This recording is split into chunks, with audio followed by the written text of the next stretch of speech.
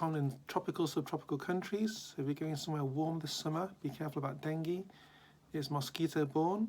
It's transmitted by mosquitoes that bite during the day as well as early morning and evening now, particularly if you go to places like Singapore. If you can avoid getting bitten by mosquitoes, that's the best way to avoid getting dengue. Dengue is not transmitted from person to person. So the best way to do this is to wear long sleeve and long trousers if possible. If it's too hot, wear mosquito repellent. You can wear mosquito repellent over your sunscreen. You wait for 10 to 15 minutes after your sunscreen has been applied, and then you apply your mosquito repellent and choose anything above 50% DEET is the most effective.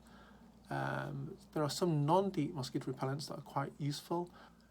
If you can make sure you cover your neck and your earlobes particularly, then you should be well protected.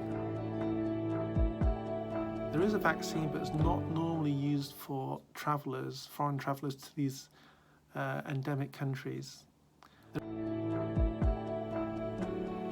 Dengue has an incubation period of about 4 days, 4 to 7 days.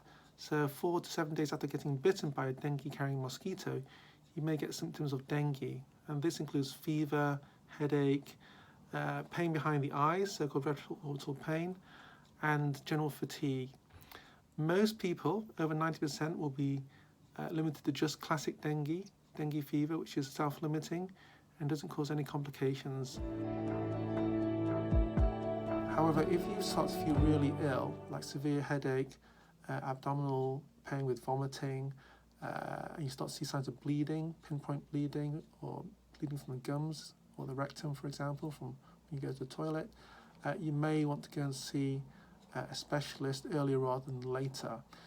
And they may take some blood tests from you and even admit you for observation, because what dengue does is it causes damage to the clotting system as well as to the cardiovascular system if you don't treat it early. But the treatment is mostly supportive. You can have dengue hemorrhagic fever where you have excessive bleeding, or dengue hemorrhagic shock syndrome where you have cardiovascular collapse. And for these situations, you should be in hospital.